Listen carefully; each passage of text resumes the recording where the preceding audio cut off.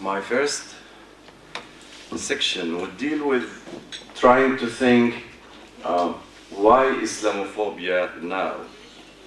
I mean, Islam has been always there, almost 1,500 years, but why Islamophobia now? In many ways, each generation, each era, and its own dichotomies and its own distinctions. And actually each self with its own others, and each we with its own enemies. That's the nature of the universe. That's the nature of how personhood is constituted and how identity is constituted by its otherness. The child says no, and this no is a way of creating walls around others. By saying I, he knows what is non-I, and by saying no, he erects those walls that makes him what he is. In many ways, the I is a series of no's to others. So it's nothing new that every generation has to construct somehow its others. Sometimes these others become the enemy. But why now, and what's unique about this otherness at this conjuncture in history? And I would state my thesis briefly at the beginning to say that Islamophobia in many ways is the mode of production of otherness and enmity in the global postmodern world, the world of empire. And to clarify this thesis, I would juxtapose it with sort of othernesses, other productions of othernesses. And the first one that comes to mind is probably anti-Semitism. But before anti-Semitism, the Jews lived in Europe. And as long as the European universe before the Westphalia and nation state was thought to be that the universe is made of religions, the Jews weren't conceived part of the we in order to impose them sort of integration within the whole we. It was taken for granted, as the situation in the Ottoman Empire. There were sort of coexistence between different religious groups because the world was constituted as such that different religious groups live next to each other. There was the otherness of the Jew within the Christian Europe, that we can say at that point. But that was mainly not as a political category, that was mainly probably theological category, that the Jews appear as the other. I don't want to say as the enemy, but at least as the other of the European Christian. But until that time, the Jews wasn't perceived in the same terms of a nation or of a race, because that wasn't on the agenda. But the Europe of the post-Romanticism, of the post-19th century, where questions of the spirit of the nation and the ethnic state and race were the way that nations identify themselves, this sort of a new way of the European state conceiving itself as a nation state through categories of ethnicity and nationhood, where actually integration became theoretically possible for those who are non-Christians, at least theoretically possible. The Jews appear for the first time actually as a race. And then the question how to treat them becomes a question that haven't been formulated in the same manner, because theoretically they could be integrated. De facto, the promises of enlightenment were not implemented. And this dynamics of theoretically included, de facto excluded, actually makes their exclusion much more clear and conspicuous, because exclusion can mean something only when there is a total we, that it's imagined all are included. So the exclusion presupposes an imagined we that includes the whole in it. We don't speak about the French people being excluded from the right to vote to the American president. simply because we haven't imagined them to be included in the first place. But if the African Americans, which thought to be part of the American people, who didn't have the right to vote, we can think of them as excluded because we have the imaginary to think of them as excluded part of the American nation.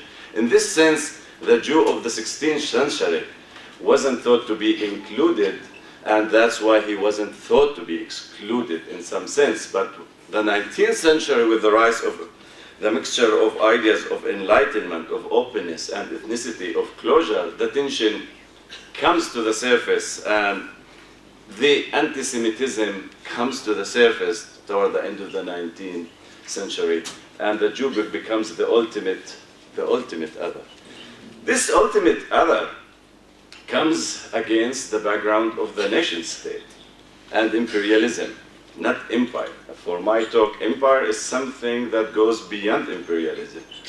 Empire is something that goes beyond imperialism, because imperialism is sort of a nation state that have extension, that have to control others through its colonizing projects. But the empire is something that goes beyond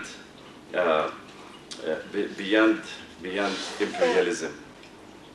Now, in the postmodern world, in the transition, let's say, from the nation state to the post-nation state, to the post-national state, if you want, from imperialism to empire, and from the international, which presupposes the national, to the global, and from the territorial state to the de-territorial way of governance, which is sort of a global governance that is everywhere and nowhere. It lacks the center, but it exists everywhere.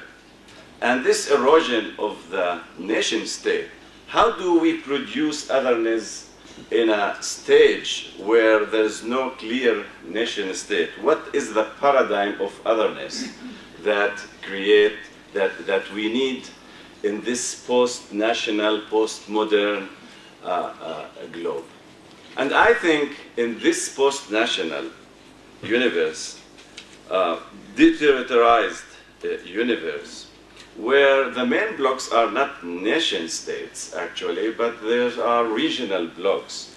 And mainly here I'm referring to the North Atlantic bloc, which goes together, North Europe together with US and Canada as having the main bloc that's sitting the main rules of the game. They are not the only players in this global world, but they do set the main terms.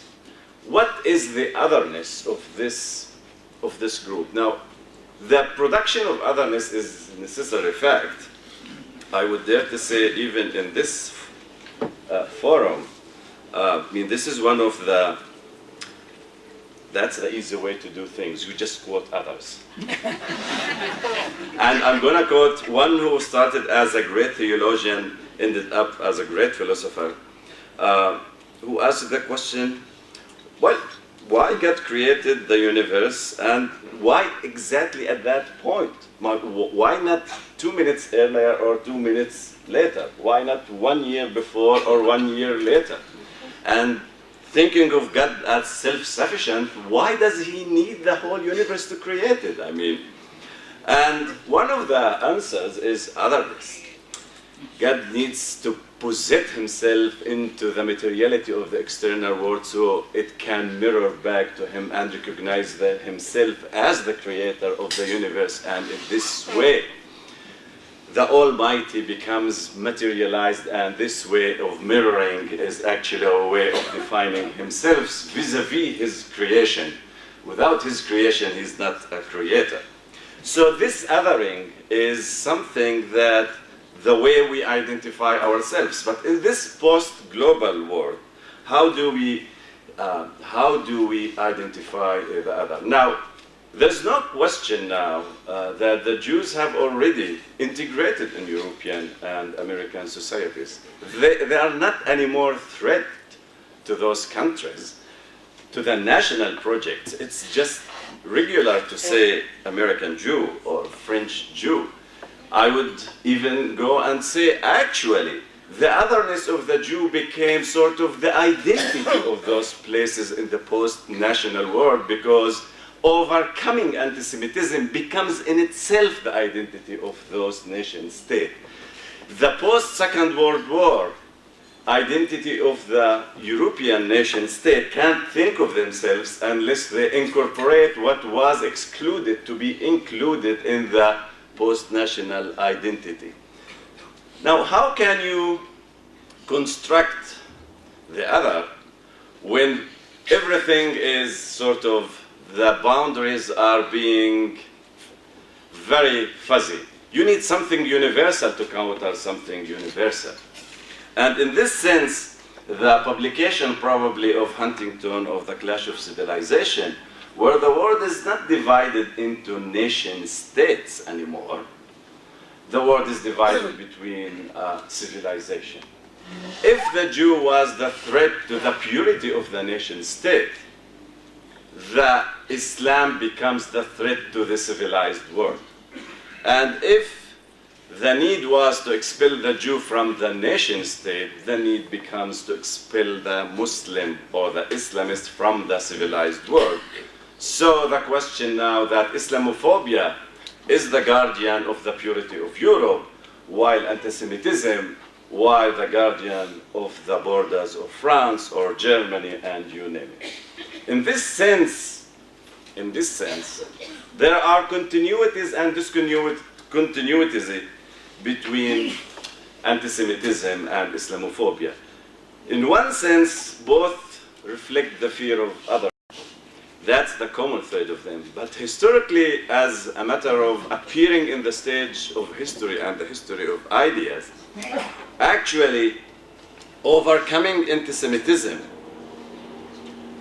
by creating the Judeo-Christian tradition, which is a concept that was only coined something like in the 30s of the last century. It's not overcoming anti-Semitism, actually, and replacing it with Judeo-Christian tradition is the stage that allows Islamophobia actually to appear. So there are continuities and discontinuities in this story.